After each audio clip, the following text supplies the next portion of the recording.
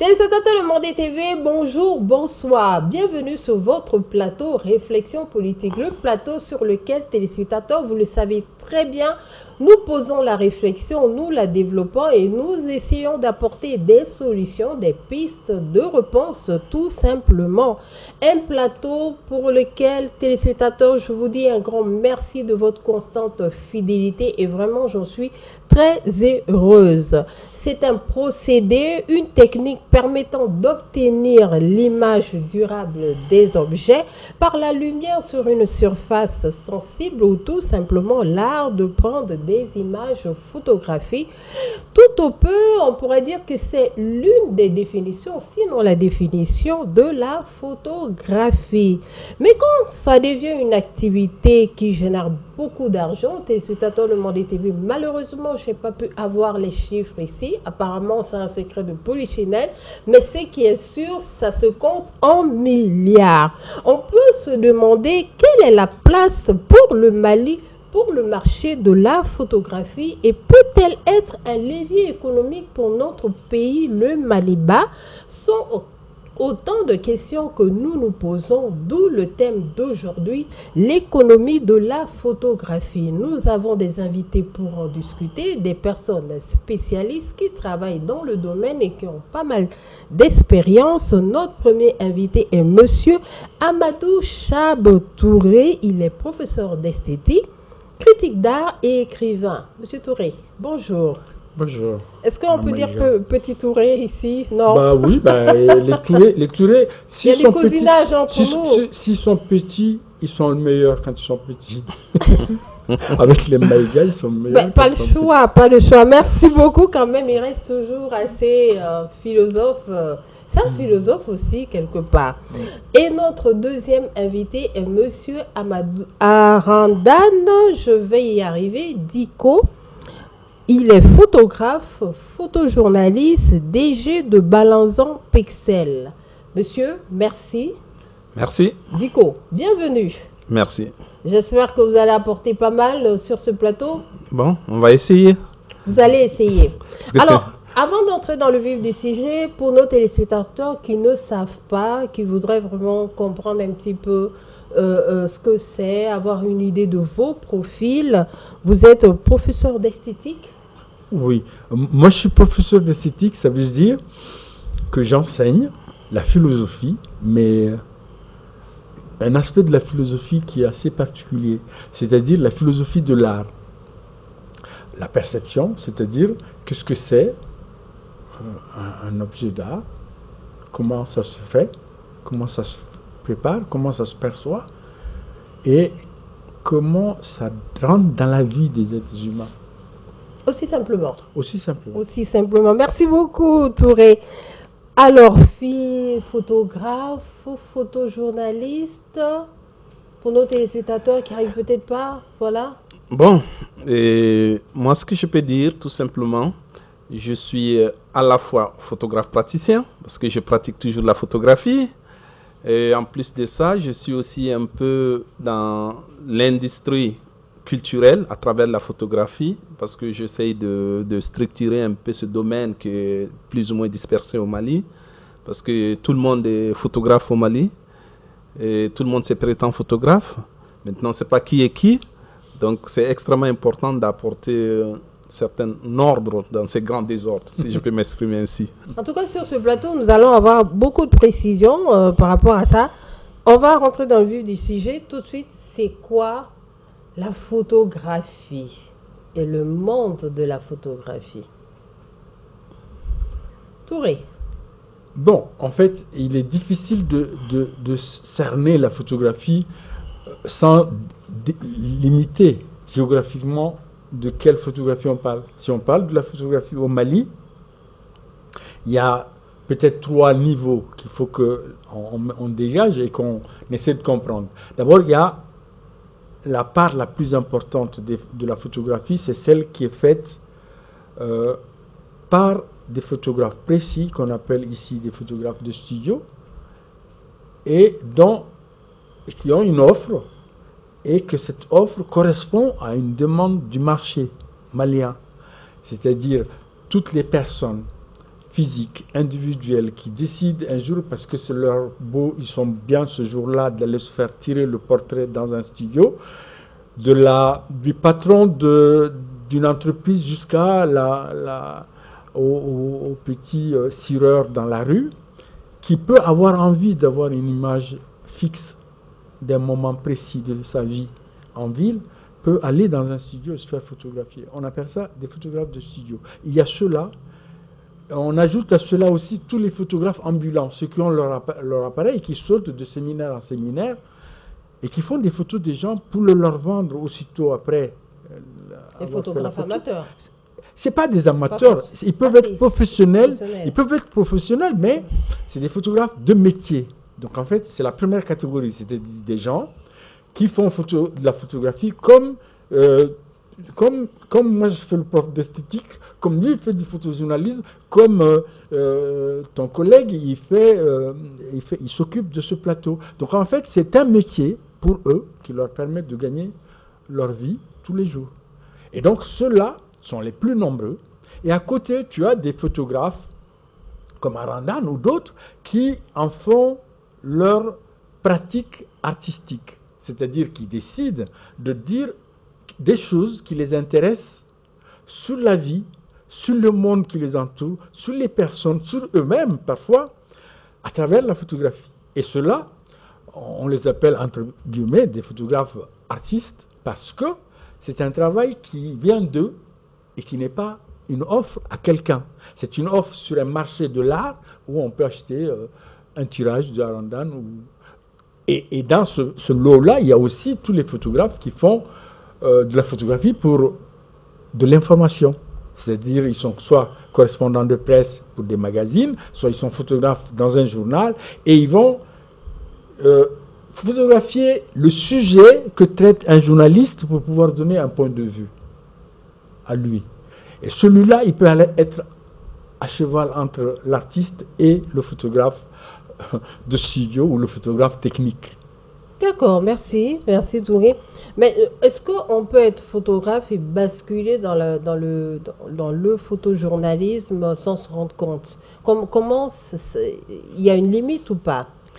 Bon, disons que d'abord, quand on parle de photographe, c'est un tout pour moi. Le photographe, c'est un tout.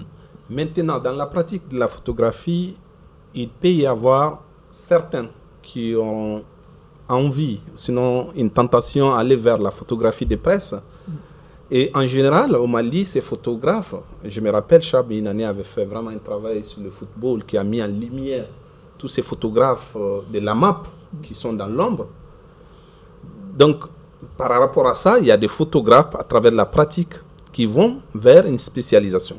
Moi, par exemple, j'ai commencé comme photographe, artiste-photographe. J'ai exposé un peu partout. Et c'est à l'issue de ça, des besoins, comme je le dis, qui m'a mené vers le photoreportage et vers le photojournalisme. Photojournalisme, pourquoi? Parce qu'il y a des agences de presse qui ont besoin de photographes sur le terrain. Avant la crise, on envoyait des photographes venir faire des reportages, couvrir des événements au Mali. Mais au fur du temps, certains photographes sont fait remarquer et ils ont pu montrer leur savoir-faire, ce qui a fait que, par exemple, moi, j'ai été contacté un jour par AP, comme ça, ils m'écrivent un mail, Arandan, ça va, comment tu vas? Nous, on a besoin d'un photographe basé au Mali qui va couvrir les événements pour nous. Et pendant toute la crise de 2012-2013, chaque fois qu'il y a des événements, et puis me contactent, ils me disent exactement ce qu'ils veulent, leur cahier de charge. Je couvre les événements pour eux. Et je vous avoue que le résultat, parce que le point de vue que moi je donne en tant que photographe malien, très différent de quelqu'un qui vient d'ailleurs, qui n'est pas d'ici, qui ne connaît pas les réalités du Mali, qui ne connaît pas la crise que le Mali traverse en ce moment. Donc le point de vue, d'où le point de vue des photographes, c'est extrêmement important à ce niveau. Parce qu'un photographe malien ne traite pas un sujet de la même façon qu'un photographe congolais, par exemple, qui ne connaît pas les réalités du Mali. Donc, pour répondre de façon simple à votre question, la transition entre le photographe classique et le photojournalisme, ça tient qu'à un fil, à un choix. parce que la finalité de cette pratique, c'est de pouvoir vivre. Et Dieu seul sait comment les photographes ils vivent aujourd'hui au Mali. C'est extrêmement difficile. Et je vais toucher en même temps un autre point qui n'est pas la photographie des presses, mais qui est aussi très demandé en ce moment au Mali, c'est le photoreportage. En un mot, la photographie humanitaire. Vous savez, il y a beaucoup d'agences humanitaires ici qui interviennent au Mali, qui font des choses, qui ont besoin de visibilité. Malheureusement, souvent, ce sont les chargés de com de ces agences qui ne sont pas forcément photographes.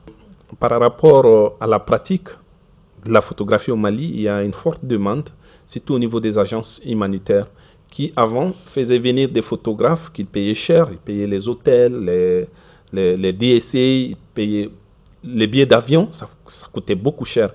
Mais aujourd'hui, sur le marché malien de la photo, on a des jeunes photographes talentueux qui arrivent à faire ce travail. Ça, c'est aussi un aspect important de la photographie. Parce que tout le monde n'est pas artiste photographe, tout le monde n'a pas la chance d'exposer dans des galeries ou dans des musées.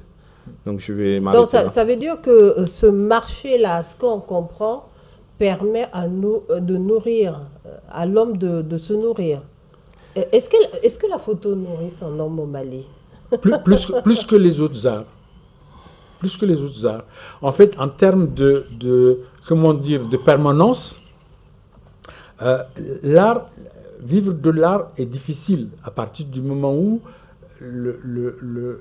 la demande est très restreinte. C'est-à-dire le marché de l'art, surtout le marché de la photographie, dans le monde entier, il n'y a pas plus d'une cinquantaine de personnes qui achètent de la photographie au prix fort, d'une manière générale, de façon sûre et permanente. Ça veut dire que, finalement, être parmi les gens qui vendent de la photo, que tu sois au Mali ou dans n'importe quel endroit du monde, ça dépend de ce que tu es capable de faire. Tout à l'heure, la question, c'est ça, c'est comment le choix de devenir un photographe qui va vendre son travail pour en vivre uniquement en faisant de l'art est une grosse décision à prendre, une responsabilité importante à se poser à soi-même et qui oblige souvent à être quand même assez performant.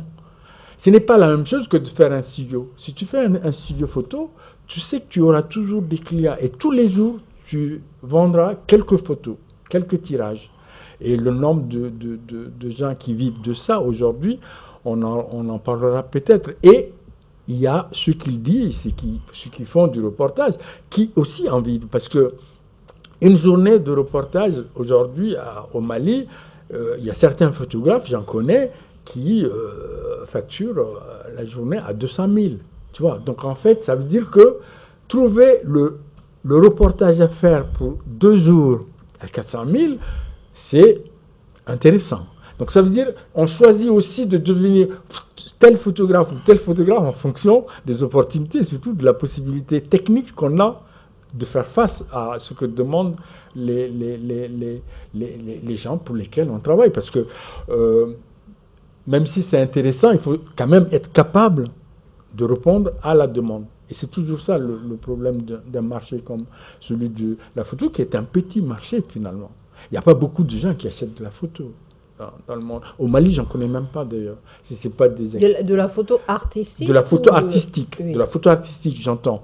Ce qui est le plus vendu, ce qui est vendu le plus cher. Par contre, tous les Maliens vont se faire photographier au studio, à la fête, à un mariage, à un baptême, et payent ces photos-là et les aiment. Donc en réalité, il faut peut-être qu'on revienne sur justement quelle est la partie la plus importante de la photographie qu'on peut traiter quand on est malien et qui permet à un Malien de vivre quand il choisit de faire de la photo.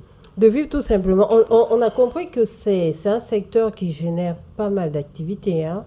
Il y a des activités autour de la photographie en général. J'espère que on va pouvoir développer ça. Le temps va nous permettre de développer. Mais avant ça, moi, j'ai envie de savoir quels sont les enjeux. Les enjeux aujourd'hui pour le Mali ou en Afrique de la photographie. Les enjeux, elles se situent où? Bon, pour moi, les enjeux de la photographie au Mali se situent à plusieurs niveaux. D'abord, si on prend au niveau économique, on sait qu'aujourd'hui, il y a beaucoup de photographes qui n'ont pas eu certaines opportunités en fait, en termes de formation, en termes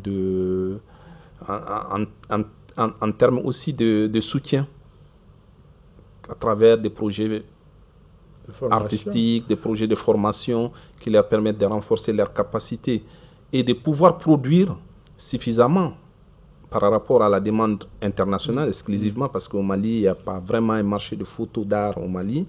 C'est dommage, mais c'est comme ça. Et au-delà de ça, moi je me dis aussi que ces artistes qui ont eu la chance d'avoir, les quelques-uns qui sortent du lot, qui ont la chance de sortir de l'eau, à travers leurs œuvres, vendent quand même l'image du Mali. C'est extrêmement important. Pour moi, ça c'est un enjeu important aussi. C'est-à-dire la reconnaissance des photographes maliens au plan international, c'est extrêmement important. Et aussi, le troisième élément important pour moi, sur lequel j'insiste beaucoup, c'est aussi qu'est-ce que l'État même, quel accompagnement l'État apporte aux photographes. Parce que si on arrive à analyser ces 3 points, on peut dire quelque chose sur les enjeux de la photographie pour le Mali, en fait, pour moi. Mais pour juste prendre la petite perche que vous me tendez, l'État, c'est nous, c'est vous, c'est moi. Oui, mais en fait, le travail individuel, c'est-à-dire, il a parlé tout à l'heure à Randan du besoin de formation. En fait, le Mali est le pays en Afrique de la photographie. Exactement. Bamako est la capitale de la photographie africaine depuis 1994. En décembre prochain, ça fera exactement 30 ans que Bamako accueille chaque 2 ans. Bon an, mal an, il y a eu des années où on a sauté à cause des crises, mais bon an, mal an, il y a eu à peu près une quinzaine d'éditions des rencontres de la photographie africaine. Au départ, on s'était pressé à dire africaine, mais on a vite dit biennale. Photo de Bamako. Photo de Bamako. Ouais. Et aujourd'hui, les enjeux sont très politiques. Quand on regarde que ça, de 1994 à aujourd'hui, la photographie a participé au rayonnement du Mali sur le plan culturel et artistique. Depuis 30 ans, les photographes africains de l'Afrique tout entière ne se retrouvent et ne sont reconnus que sur le plateau des rencontres de la photographie africaine.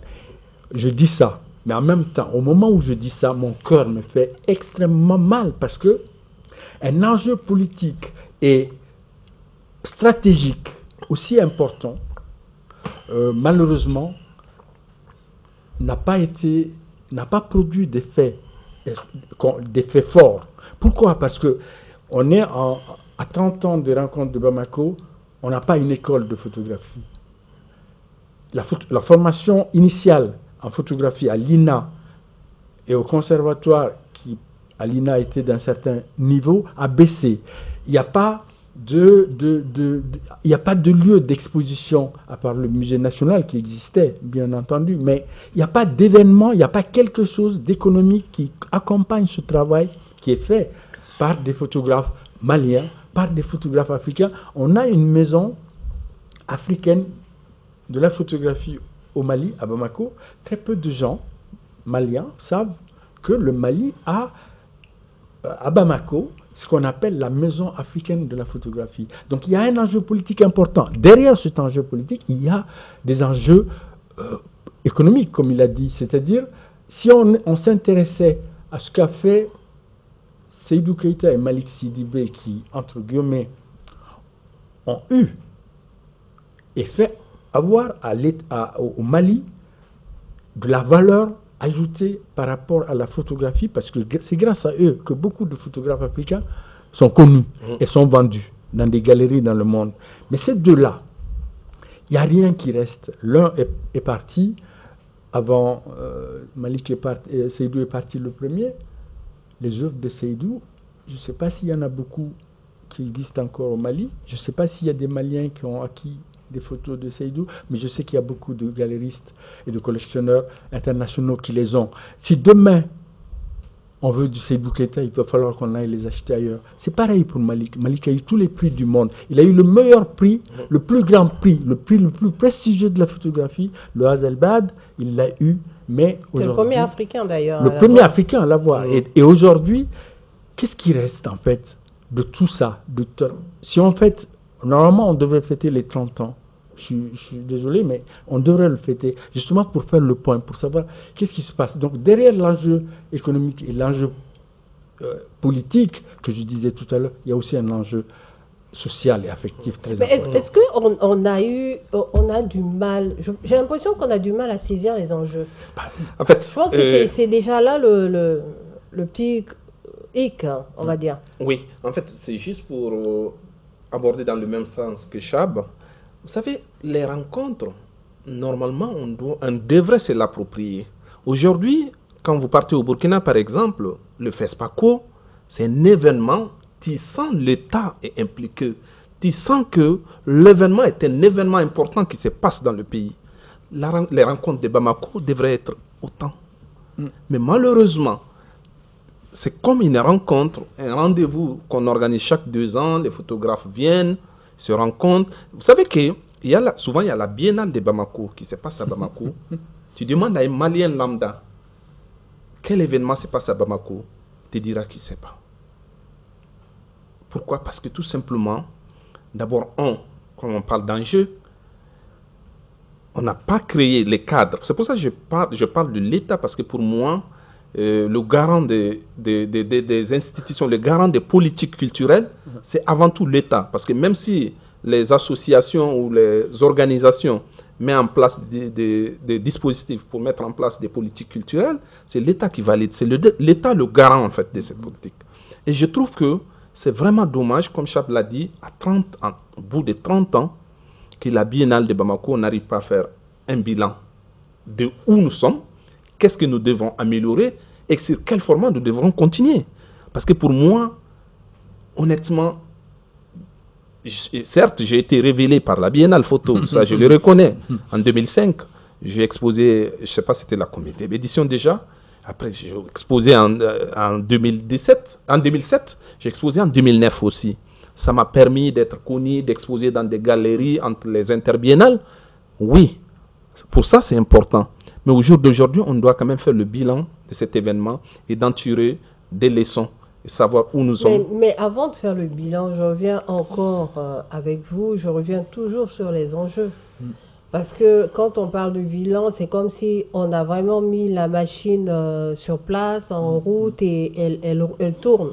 Ensuite, après, on essaye de voir, bon, la machine, elle tourne, mais jusqu'à ce niveau, est-ce qu'on a bien fait de visser ici, on a bien fait de huiler ici et tout?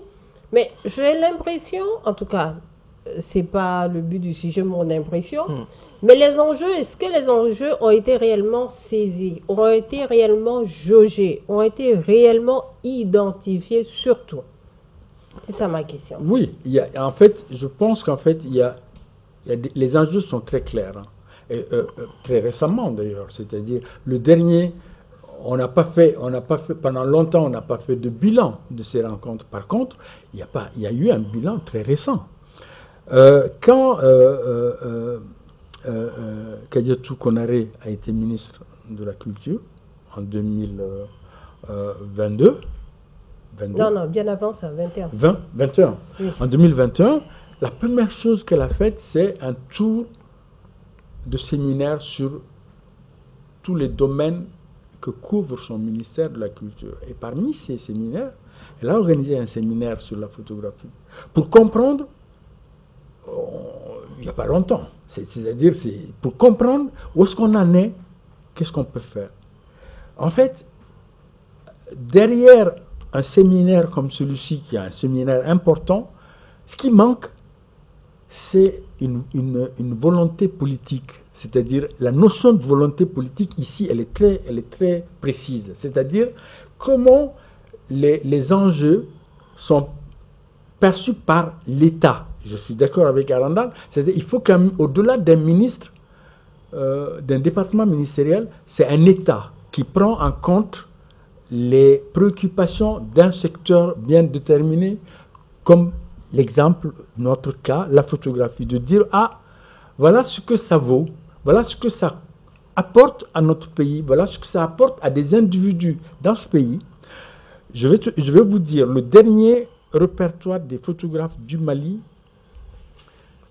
les chiffres sont de 2010, mais en 2010 déjà, il y avait sur l'ensemble du territoire du Mali, toutes les régions confondues, il y avait au moins 200 studios photos. En sachant que dans un studio, il y a au moins 2 personnes, si on multiplie par 2, on sait le nombre de photographes potentiels qu'il y avait en 2010. Et on est en 2024. À mon avis, aujourd'hui, on est à peu près à plus de 3000 photographes qui vivent de cette activité-là. Ces personnes-là, ne serait-ce que faire en sorte que la biennale, comme action politique par rapport à la photo, concerne ces gens-là, c'est déjà comprendre les enjeux. On va faire des rencontres de la photographie. Pourtant, on a l'impression que ces gens ne sont pas concernés. Hein. Bah oui, ben, on va faire des rencontres. Jamais ils n'ont été concernés. Parce que la question, c'est comment on prend en charge, dans une politique, les enjeux analysés. Donc, les enjeux ont été analysés une fois, au moins une fois, par nous. Ça a été plusieurs fois par les partenaires du Mali qui ont toujours organisé les rencontres, notamment les Français. Ils ont fait plusieurs bilans de ces rencontres. Par contre, nous, on a fait un bilan, un vrai bilan. Et je sais très bien, pour avoir participé à ce bilan, que celui de Kayatou Konaré, ministre de la Culture, a été un bilan assez sérieux. Mais qu'est-ce qu'on fait d'un bilan comme ça? Comment on intègre ce bilan dans une politique culturelle du ministère de la Culture du Mali pour que la photographie et ses enjeux soient pris en compte dans l'ensemble de notre politique malienne? C'est ça le problème. Oui, Diko. Oui, en fait, je voulais aussi, ce que je voulais ajouter un peu à ce que Charles vient de dire, c'est qu'au-delà de ces enjeux politiques, il faut un vrai cadre de formation pour les photographes. Pendant la Biennale Photo, c'est un exemple que je prends, ce n'est pas le sujet de notre débat. Je vais juste dire que les photographes maliens ont besoin crucialement de formation. Certes, nous avons l'INA, comme Chab l'a dit, nous avons le conservatoire, mais il faut aussi des initiatives indépendantes. Parce que la photographie est à la fois technique, elle est pratique. C'est-à-dire quelqu'un qui ne pratique pas la photographie, tu ne peux pas être un bon photographe. Parce que c'est très, très technique la photo. Je le dis parce que je prends des photos tous les jours, presque tous les jours que Dieu fait, je prends des photos pour des besoins personnels, pour des commandes et autres. Je sais que c'est un métier très difficile qui nécessite beaucoup de travail, de compétences techniques. Donc, je pense qu'un des enjeux aussi, c'est de pouvoir développer des cadres pour former ces photographes, créer des espaces, créer des initiatives qui vont dans ce sens. Pour moi, ça c'est aussi un enjeu important. Même les initiatives indépendantes qui s'organisent, il y a beaucoup de gens qui veulent former les autres. Je comprends, ils sont de bonne foi, mais malheureusement, eux-mêmes, ils ont besoin de formation. Malheureusement, eux-mêmes ont besoin de formation parce que, je vais dire, 2 aveugles ne peuvent pas... C'est difficile que vous montrez le chemin. Donc, c'est-à-dire, je reviens toujours sur la même chose.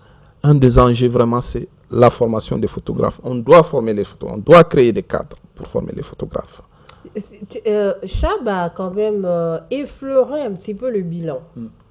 Le bilan de la photo avec le passage assez court, très court de la ministre, Mme Kadiatou Konaré.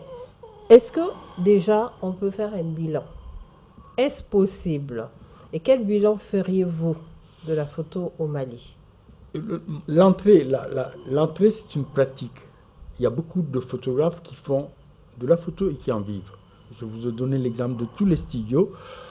Indépendamment des studios, je ne parle que des studios dans un premier temps, parce que c'est vrai que ces gens-là, on les oublie, alors qu'en réalité, la photographie sociale dont les Maliens ont besoin, ce sont ceux-là qui la proposent. Et en plus de ce qu'ils proposent comme photographie sociale, ce sont eux qui sont aussi sur les terrains du reportage. Parce qu'au bout d'un certain temps, un photographe de studio devient assez bon, comme il l'a dit, techniquement, pour faire ce qu'on lui demande de photographier. Il peut photographier un reportage, s'il sait écrire une phrase courte, il peut faire de la photo et le donner à des gens qui lui disent, voilà, nous on veut ça, ça et ça, ou bien ceux qui font cherchent de la visibilité, ils peuvent. Donc en fait, ces gens-là travaillent. Mais par contre, là où il y a un gros souci, c'est entre ce dont s'occupe officiellement, ce dont on s'occupe officiellement au Mali, qui est la photographie conceptuelle d'artistes, parce que la biennale de la photographie, c'est ça. C'est pas le photographe de studio que ça concerne.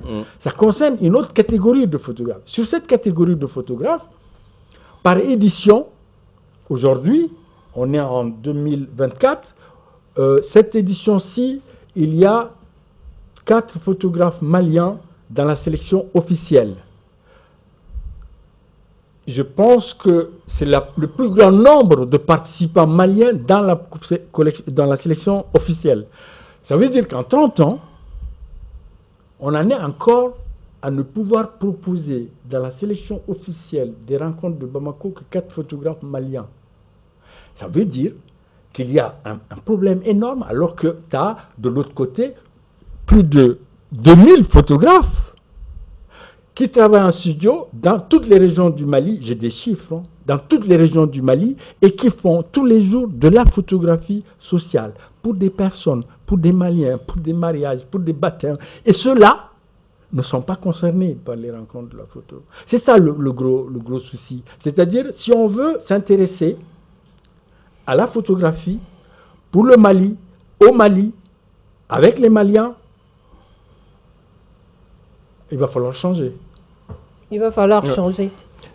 Oui, Diko, non, je voulais rajouter. Oui, je voulais juste ajouter un élément, en fait, important que moi-même j'ai vécu.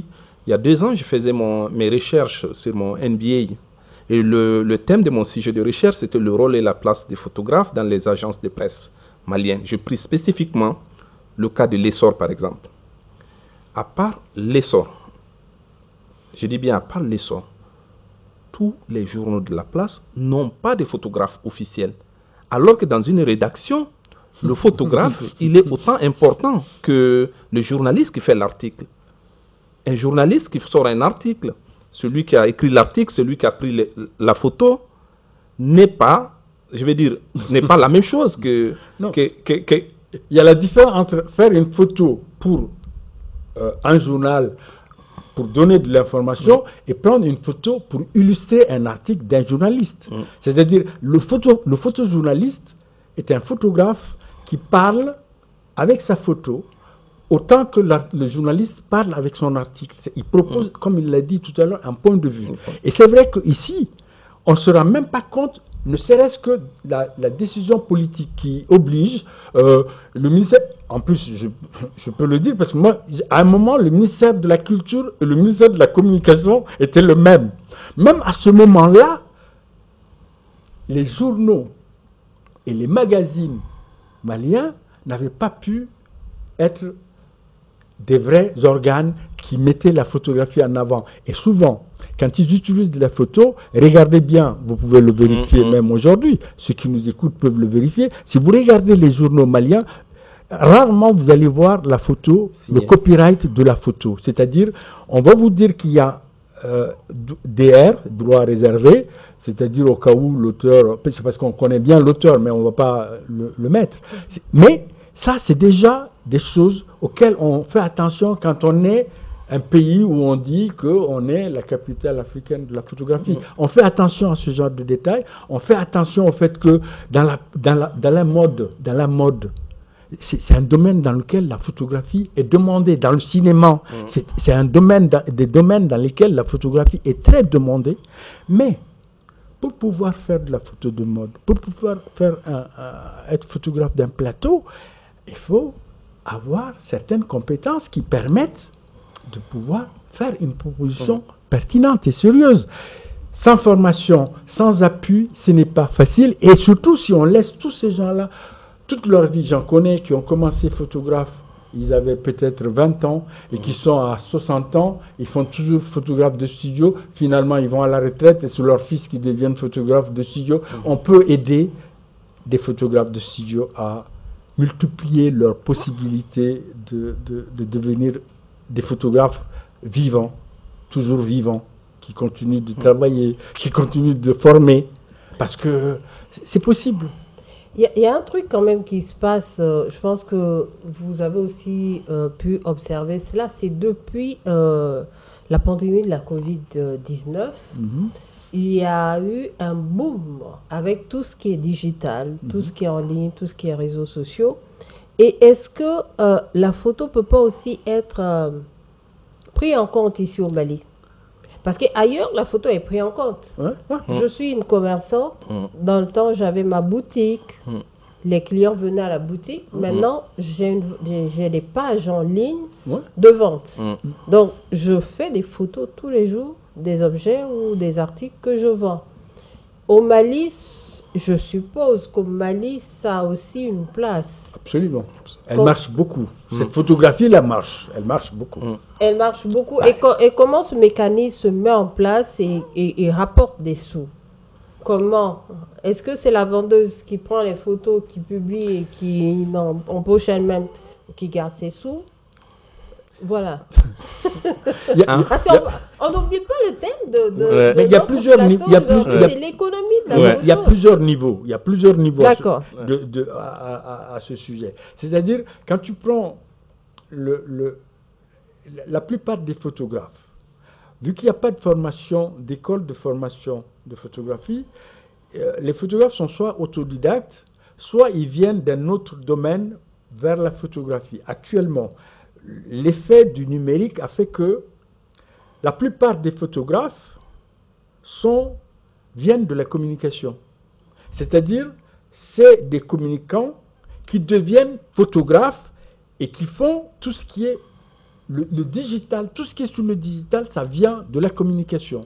Ou l'inverse. Ou l'inverse. Mais non, l'inverse se fait ailleurs. L'inverse se fait ailleurs. Mais chez nous, c'est des communicants, c'est-à-dire c'est à l'intérieur, c'est-à-dire tu n'as pas besoin d'aller vendre de la photo à une agence de com. Parce que l'agence de com, c'est comme les journaux. Tu ne vas pas leur vendre de la photo parce que le photographe, c'est le journaliste ou c'est le communicant. C'est-à-dire le journaliste, il fait l'interview, mais en même temps, il fait la photo. Le chargé de com, comme il l'a dit, le chargé de com peut devenir photographe du jour au lendemain parce que l'appareil numérique permet à n'importe qui de bien cadrer, d'avoir une photo qui passe et de la travailler sur Photoshop. Oui, en fait, je vais juste toujours aborder dans le même sens que Chab. Vous savez, quand on parle de l'économie de la photo aujourd'hui, il y a beaucoup d'enjeux en fait.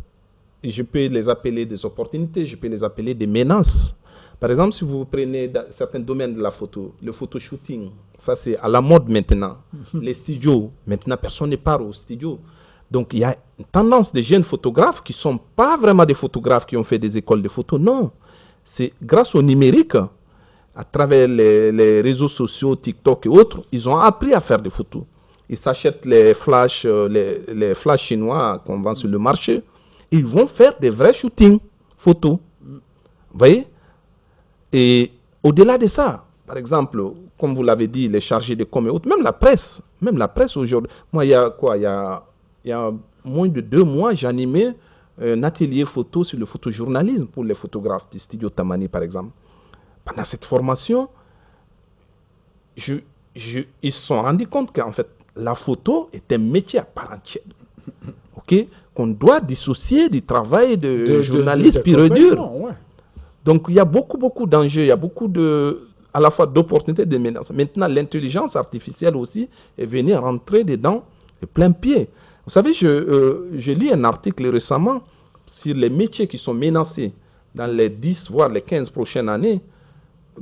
Par l'intelligence artificielle, la photographie fait partie, en fait. Ouais. Ça veut dire que si les photographes, ils ne s'adaptent pas, ils ne trouvent pas une reconversion dans 10-15 ans, on ne parlera plus de photographes.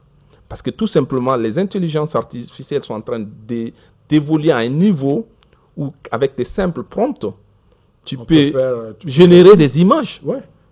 Et l'autre problème qui se posait avant, le problème des droits à l'image, ils ont résolu ça. Ouais. Parce qu'ils disent que la personne qui fait la commande, ce qu'on appelle les prompts, il est l'auteur de l'image. Ouais. ce que je trouve pas juste du tout. Oui. Donc il y a beaucoup de menaces, il y a beaucoup d'enjeux qui sont en train de menacer ce métier et l'économie de ces métiers, parce que tout ça, c'est des manques à gagner, en fait, pour la photographie et pour le photographe. Est-ce qu'on peut parler d'un plan de carrière? Bah oui. Avec ce qui est dit là, avec le métier de photographe ou le corps de photographe qui tend à disparaître, est-ce qu'on peut aujourd'hui parler d'un plan de carrière? Est-ce qu'un photographe peut dire, je pars de là et j'arrive là?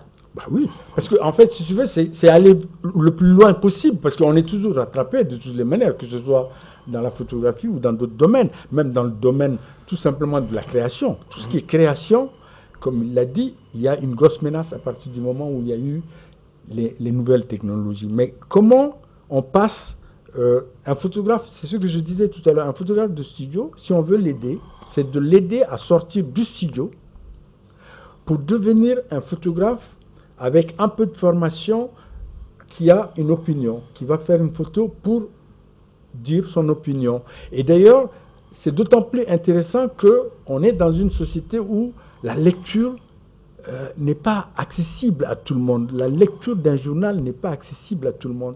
L'image peut jouer un rôle aussi suffisant et intéressant que le rôle d'un article écrit en français. C'est-à-dire, si le photographe est bon, il peut raconter en 4 photos une histoire suffisante pour que la personne qui regarde les photos comprenne de quoi est-ce qu'on parle. Et ça, c'est vrai que passer des heures du photographe de studio à un photographe de journaux locaux, c'est quelque chose. De journaux locaux, il peut passer, devenir photographe de presse et représentant d'une agence de com, d'une agence internationale de photographie qui veut des photographes ou d'un journal international. Il peut passer de ce 3e niveau à un niveau de photographe créateur qui décide, maintenant je sais faire beaucoup de choses en photographie, je vais faire mes propres créations. C'est-à-dire, je vais faire chaque année un livre sur un sujet. Mais le plan de carrière, Malik Sidibé, il n'a pas fait de plan de carrière. Malik Sidibé a fait de la photo dans les années 50-70. À la fin des années 80, Malik ne faisait plus de photos, il réparait des appareils photo. Lorsque sa première photo a été exposée, c'était dans les années 92, oui. Ce monsieur, il est passé de photographe de studio retraité, fabricant réparant des appareils photo, à un photographe artiste international qui vendait un tirage 30-40 à 9 000 €.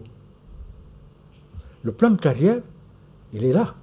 Ça a été le pur hasard ou bien ça a été tracé? Un plan de carrière est un peu... Non, en fait, si tu veux, le premier plan, celui-là, c'est pas un plan au hasard, c'est un plan intégré en fait, mais simplement révélé.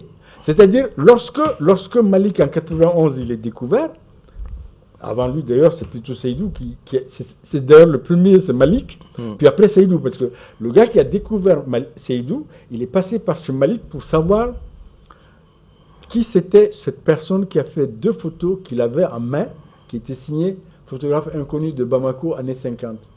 Il vient voir le taximan qu'il prend à l'aéroport, c'est un Français qui débarque à Bamako en 91, il prend son taxi et de l'aéroport à son hôtel, il demande au gars, est-ce qu'il connaît des photographes à Bamako? Et est-ce qu'il connaît le photographe qui a fait ça? Et le monsieur lui dit, moi je ne sais rien de ça, mais par contre je connais quelqu'un dans mon quartier qui pourra te dire. Il l'amène ce Malik le lendemain.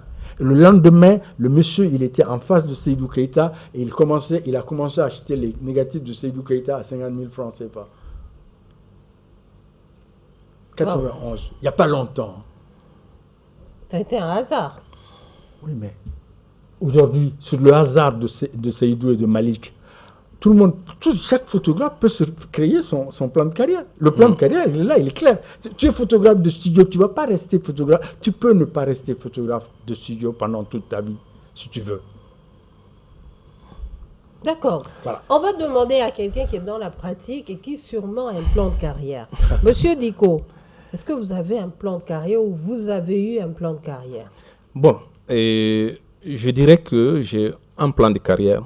Parce que pour moi, tout ça, un plan de carrière, pour un photographe ou tout autre métier, c'est de savoir ce qu'on fait d'abord et ensuite faire des projections dans l'avenir. Qu'est-ce que dans 10 ans, qu'est-ce que tu vas devenir, ou dans 10 ans, comment tu te vois.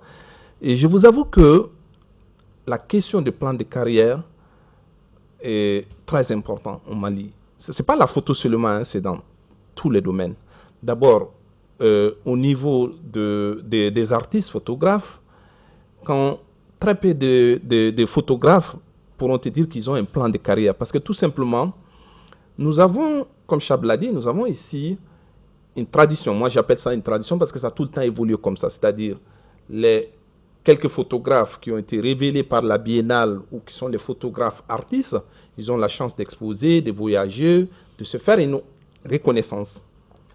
Et il y a un concept que j'aime beaucoup, qu'un de nos professeurs a dit, le lien de création de la pensée. Ça veut dire quoi? Ça veut dire tout simplement, c'est-à-dire la plupart des photographes qui exercent le métier aujourd'hui, c'est ailleurs qu'ils ont été façonnés. C'est-à-dire c'est les autres qui disent Seydou est bon, lui il est bon, Diko est bon, c'est un bon photographe. Voilà. Donc du coup, souvent les jeunes photographes, quand ils commencent à voyager, à exposer, ils ne pensent pas tout de suite à un plan de carrière. Ils pensent juste au moment où ils exposaient, au moment où ils tournent, ils ont leurs cotes qui marchent. Ils pensent qu'à ça. Or, ces cotes, c'est momentané. Oui. C'est vraiment momentané. Et je vais te donner un exemple d'un photographe qui ne pratique, je pense qu'il ne pratique plus le métier. Mohamed Kamara, non? C'est ça. Ouais. Mohamed Kamara. Voilà un jeune du jour au lendemain. On ne parle que de lui. Il expose dans toutes les galeries. Il partait en Europe, tout ça, mais il avait son hobby, c'était le football. Vous voyez? Et je t'avoue que faire un plan de carrière dans les conditions où certaines choses ne sont pas réunies, c'est extrêmement difficile. Tu poses la question aux photographes. Très peu de photographes ont ne serait-ce qu'une assurance sociale. C'est-à-dire, aujourd'hui, tu n'as pas besoin d'être fonctionnaire pour être affilié à l'AMO, par exemple. Ça, c'est l'exemple le plus frappant. Il y a très peu de photographes qui sont déclarés au niveau du Bureau malien des droits d'auteur pour avoir une certaine protéger, ne serait-ce que leurs œuvres. Vous voyez, il y a très peu de photographes aujourd'hui qui ont un revenu fixe. Oui. Tu vois. Et d'autres, certains même quand tu gagnes l'argent, ils ne pensent pas à se structurer, à s'organiser. Moi, je vais vous raconter mon histoire. Moi, lorsque je faisais la photographie d'art, jusqu'en 2014, j'étais à fond dedans. Je ne faisais que ça, en fait. J'ai souvent des reportages, mais c'était vraiment ce que je faisais avec ma série La Moustiquaire. Je vous avoue qu'à un moment donné, je me suis assis, je réfléchis, je pensais à ma vie, en fait. Je faisais beaucoup de résidences et autres. Je gagnais, mais ce que je gagnais dans les résidences ne me permettait pas de vivre, d'asseoir une vraie vie. Surtout que je me suis marié, je commence à faire des enfants. Il faut une certaine stabilité. Donc j'ai entrepris autre chose, c'est-à-dire j'ai quitté le sphère des photographes, artistes photographes qui va de résidence à résidence, d'expo à expo, à des reportages pour asseoir quelque chose de pérenne. Moi-même, mon image, c'est une marque. Tu as besoin de moi, tu passes forcément par un contrat. OK? Et ce contrat, l'argent que je gagne, j'essaie de m'équiper, j'essaie de m'organiser, j'essaie de me structurer. Je ne m'assois pas le matin et attendre qu'on m'appelle, Diko, tu es disponible pour tel ou tel reportage. Non, je vais à la recherche. Je vais sur les réseaux sociaux, je vais sur les plateformes d'annonces d'emploi, des photographes, à un plan national qu'international. Je suis dans le roster des photographes des Nations Unies. Aujourd'hui, si on peut faire appel à un photographe afghan, on peut me faire appel parce que je suis dans le roster. J'ai une vision. Ce n'est pas facile. Et tout ça, ça nécessite une certaine formation, une certaine organisation. Ce qui n'est pas facile. Et on revient toujours à la cage des départ. Les photographes doivent être formés et structurés. C'est important. D'accord. Parlons de la maison de la photographie quand même. Je pense bien que c'est pour créer... c'est un établissement scientifique. Hein? Absolument. technologiques et culturelles pour promouvoir la photographie au Mali. Et surtout la photographie africaine. Oui, ça, cette dimension échappe aux gens. On a essayé de donner un bilan assez bref aujourd'hui, mais aujourd'hui, comment elle s'installe et elle essaye de générer une industrie, si ça peut se dire, ou des industries. Elle aurait pu, en fait, tel qu'envisagé dans les années 90, c'est-à-dire ça a commencé, l'idée de la maison a commencé à germer en 96, 98, et c'est en 2001, je pense que l'idée a pris forme, et en 2003, elle était déjà, la maison n'existait pas, mais la maison a été logée à la Bibliothèque nationale. En fait, le projet est un projet qui était lié aux rencontres de Bamako. C'était une des exigences utopiques qu'on avait. C'était un rêve utopique du début des choses. Les rencontres marchaient, première édition de 94, 96, 98. Alors, l'idée d'avoir une maison de la photographie africaine qui permettait aux photographes de se former, de se rencontrer, d'être exposés de façon officielle, permanente, et que cette maison soit aussi une sorte de vitrine de la photographie africaine dans le monde par rapport aux autres pays. Tout cela était important, mais ça suppose, vu son lien avec les rencontres, ça supposait que le Mali ne pouvait pas prendre en charge ça sans des photographes formés, sans du personnel, ne serait-ce qu'un directeur de la maison de la photo, ne serait-ce qu'un agent, le comptable, qu'il puisse comprendre ce que veut dire une Marie-Louise, la nécessité d'acheter des Marie-Louise pour faire... En fait, tu ne peux pas avoir une maison de la photographie, que ce soit à Bamako ou à Copenhague, tu ne peux pas avoir une maison de la photographie sans avoir des gens compétents pour comprendre, analyser ce que c'est qu'une maison de la photographie et qu'est-ce qu'on fait avec une maison de la photographie. Ça ne peut pas être juste un truc qui marche pendant les rencontres. C'est un truc qui doit avoir un projet, qui doit, comme on l'a dit tout à l'heure, qui doit être intégré dans une politique globale. Et ça, on en est encore à un bâtiment. Il est très beau d'ailleurs, le bâtiment de la maison africaine de la photographie.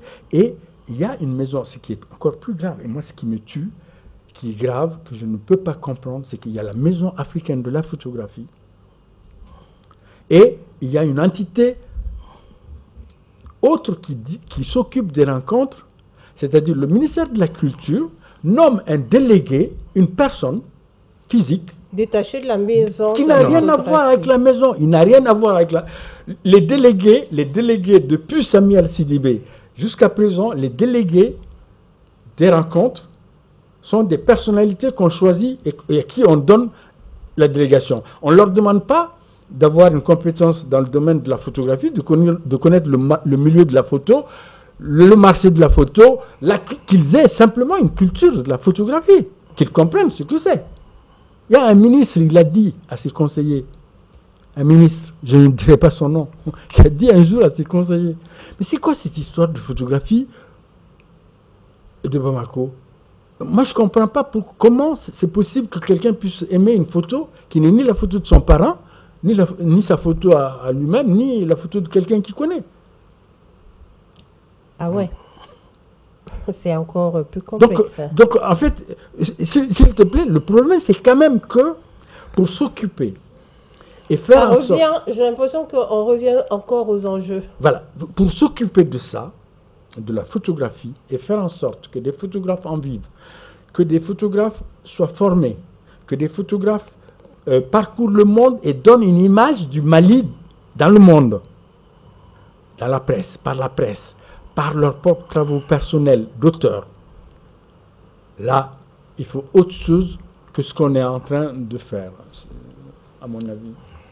Alors, on va aller, le temps risquerait de nous faire défaut. Vous avez tendu des perches, les rencontres de la photographie.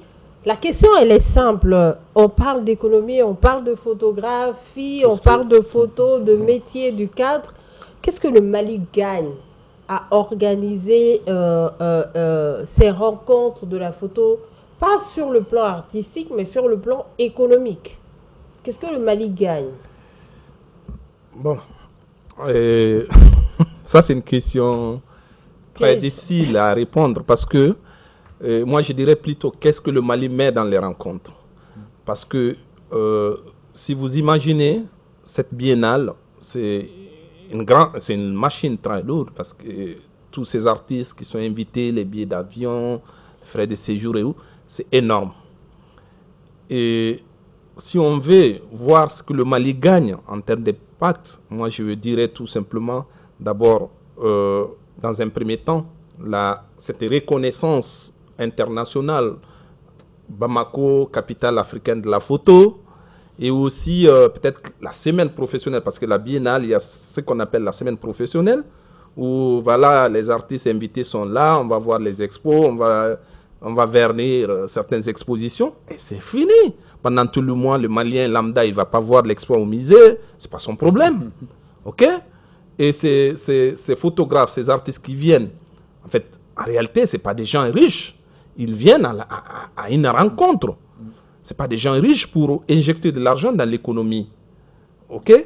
Peut-être ce que le Mali gagne, peut-être les hôtels qui hébergent ces artistes, ce qu'ils gagnent, peut-être l'artiste qui prend le taxi pour aller d'un quartier à l'autre. Honnêtement, je ne saurais te dire exactement ce que le Mali gagne en termes d'impact économique. En fait, moi, j'allais dire à Fadima qu'en fait, économiquement, c'est ton mot c'est le mot qui fait peur. Ouais. Quand tu dis qu'est-ce que le Mali gagne économiquement, le mérite est là, ça on l'a compris. Voilà, économiquement, je ne pense pas que le Mali cherche économiquement quoi que ce soit dans les rencontres. Le Mali n'a jamais rien cherché dans les rencontres d'ailleurs. Le Mali n'a jamais rien cherché. Le Mali a porté les rencontres, et d'ailleurs c'est important d'en parler aujourd'hui parce qu'on parle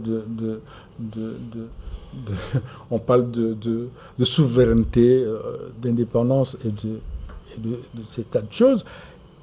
Les rencontres de la photographie sont nées, c'est un projet français. La première édition des rencontres de Bamako a été organisée en décembre 1994. Et moi, je sais quel était le personnel photographique français qui a organisé la première édition. En fait, il y a des événements photographiques dans le monde. En France, il y en a des très importants. Il y a des événements très importants en France. Et en fait, le personnel qui a organisé la première édition des rencontres, en journaliste, en photographe, en commissaire d'exposition, en visiteurs qui sont venus, c'est les mêmes qui organisent les événements photographiques en France. Le même personnel. Rien n'a changé. C'est juste un événement français qui a délocalisé. Transposé, délocalisé à Bamako. Cela a été à la première édition. Et de la première édition jusqu'à celle de la dernière, c'est celui qui paye qui donne le temps de la chose. En fait, le Mali a toujours béni les rencontres. Le Mali a commencé à mettre de l'argent du budget national du Mali dans l'édition de 2003, c'est-à-dire la 5e édition. C'était à peu près quelque chose comme 80 000 euros. Alors que les rencontres, c'est 250 000 euros que met l'AFA, c'est-à-dire le partenaire des Français, l'opérateur français des rencontres, du côté français, et le même montant, à peu près, que met l'Union européenne pour le compte du Mali. 250 500. Le Mali met 250 quand même, parce que c'est le budget de l'Union européenne pour le Mali qui finance l'autre moitié. Une moitié, c'est le ministère de la Culture et le ministère des Affaires étrangères français, l'AFA, c'est les deux à la fois, et de l'autre côté, l'Union européenne. En fait, La première fois que le Mali commence à mettre de l'argent, c'est en 2020, en 2001. C'est à la 2005, 2003, 5e édition. Et aujourd'hui, va savoir que met le ministère de la Culture. Et d'ailleurs, une bonne question, c'est aujourd'hui avec quel argent le ministère de la Culture va organiser l'édition de 2000, la prochaine de décembre 2024, parce que je ne pense pas qu'ils réussissent ce qu'ils ont réussi la dernière édition. Parce que la dernière édition, c'est avec l'argent français qu'on l'a fait. Et d'ailleurs, au moment où les rencontres se tenaient, il y avait déjà l'interdiction des activités financées par l'argent français au Mali. Mais le ministère de la Culture a pu organiser les rencontres de la photographie avec un budget du ministère de la France, de l'AFA, qui était là disponible depuis l'année d'avant, où devaient se tenir les rencontres, où elles n'ont pas pu se tenir. Donc on les a reportées. Et avec cet argent français, le Mali de l'époque a osé faire les rencontres de la photo. C'est quand même assez étonnant. Qu'on interdise les activités financées par des ONG, financées par l'argent de la France, et qu'au même moment, le ministère de la Culture organise les rencontres, les dernières rencontres, avec un budget français. Alors là, ça c'est un peu plus politique et c'est un peu au-dessus de nos moyens, de nos capacités. En tout cas, on verra bien. Le but ici, c'est de vraiment comprendre, saisir les enjeux et dégager l'opportunité. Voilà, l'opportunité. Et en essayant de dégager cette opportunité, moi j'ai une question à vous poser. Est-ce que la photographie peut être un levier économique pour le Mali? Moi, je répondrais par oui. Oui, parce que moi, je ne fais que la photo, je ne pratique que la photo, je ne fais rien d'autre que la photo aujourd'hui. Et mieux, comme je l'avais dit tout à l'heure, je fais que la photo, et en plus d'avoir pratiqué la photo, j'aide d'autres jeunes aussi à faire ce métier. Donc ça, pour moi, c'est vraiment un exemple pour dire que la photo a de l'avenir dans ce pays. Maintenant, dans quelles conditions ou sur quelle base, c'est là qu'il faut définir. Parce que tout simplement, moi je le dis souvent, les gens me disent, mais moi je n'arrive pas à comprendre. Il y a une forte demande de photographie au Mali. Je prends un exemple, le secteur des mines par exemple. Moi je travaille avec une entreprise minière, je ne vais pas dire le nom. Ils mettent beaucoup d'argent dans la photo et la vidéo.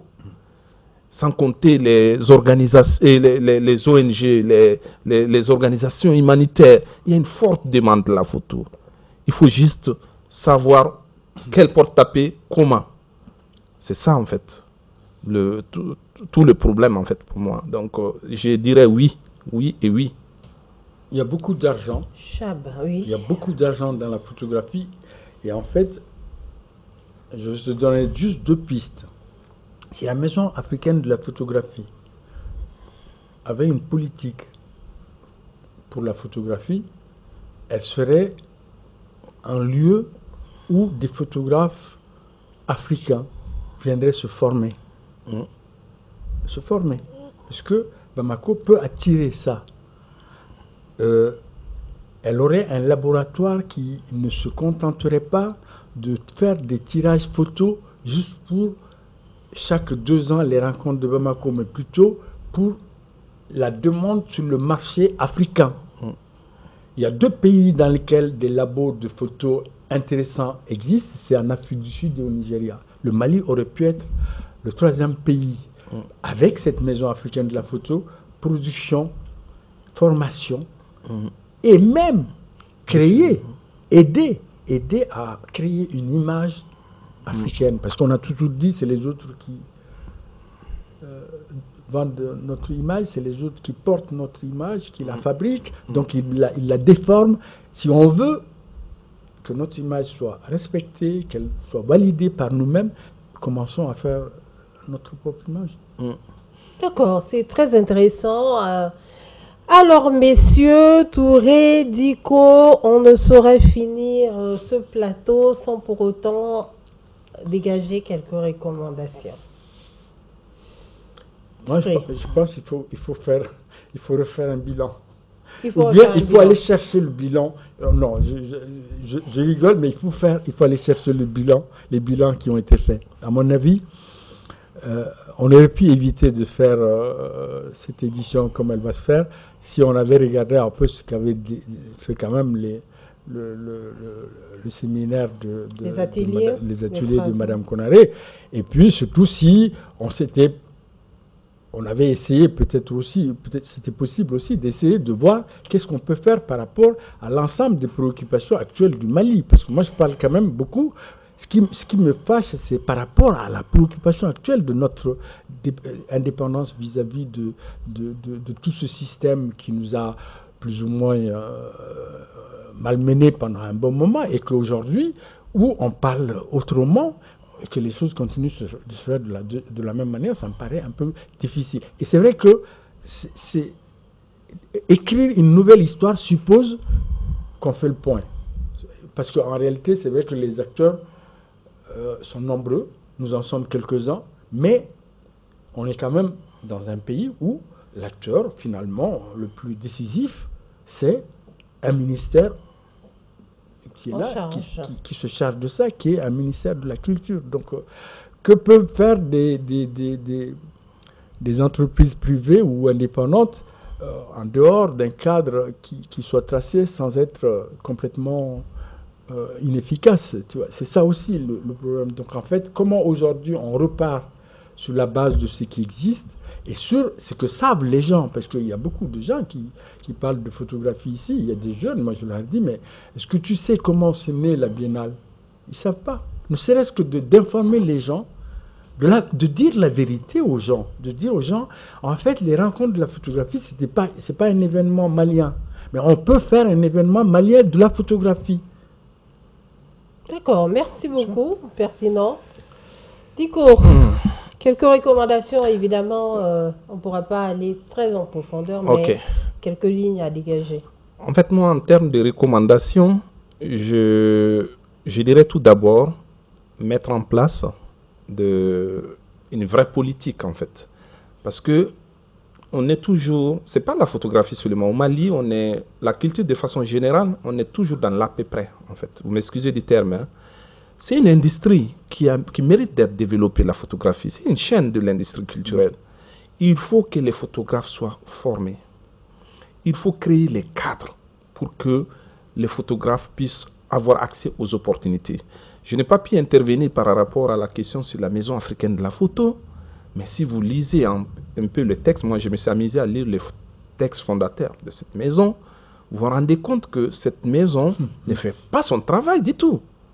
Vous m'excusez, je n'ai rien contre les personnes qui sont là-bas, mais la maison ne fait pas son travail. Regardez ces beaux bâtiments, tout ce qu'on peut faire dans ces beaux locaux. Mais malheureusement, c'est comme si vous mettez en place, vous mettez une marmite sur le feu, vous les cuisinez et vous n'avez pas les ingrédients nécessaires pour faire la bonne sauce. C'est exactement ça. On doit, comme on parle de refondation, on doit refonder le secteur de la photographie au Mali, carrément. Et je suis tout à fait d'accord avec Chab, qu'on a beau organiser des éditions de biennale, ça ne va pas faire émerger de bons photographes, tant qu'on ne change pas la politique. Donc, premièrement, il faut mettre des dispositions, il faut mettre en place des dispositifs législatifs et légaux qui font connaître ce métier. Deuxièmement, il faut des institutions qui soutiennent la photographie. Soutenir ne veut pas dire forcément donner de l'argent, mais créer des structures qui accompagnent les photographes, qui les forment, qui les structurent. Parce qu'aujourd'hui, la structuration dans un secteur est très importante. N'importe quel des secteurs. Si tu n'es pas structuré, si tu ne te vois pas en tant qu'entreprise, parce qu'un photographe, c'est une entreprise. Parce qu'un photographe, il est photographe lui-même, mais son produit photo, il est vendu par une galerie, qui est dirigée par un galériste, il expose, il a des agents. Il y a beaucoup d'éléments qui vivent de la seule personne. Donc, c'est une industrie culturelle qui doit être structurée. Donc, moi, pour finir, je vais dire tout simplement, il faut mettre en place tous ces éléments pour que la photographie puisse émerger et sortir un peu de ce gouffre dans lequel il est toujours, en fait. Merci beaucoup, téléspectateurs de Mandé TV.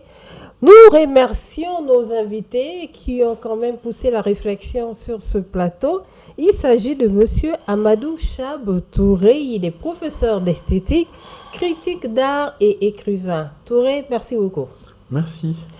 Notre deuxième invité est Monsieur Arandan Diko. Il est photographe, photojournaliste et le directeur général de Balançant Pixel.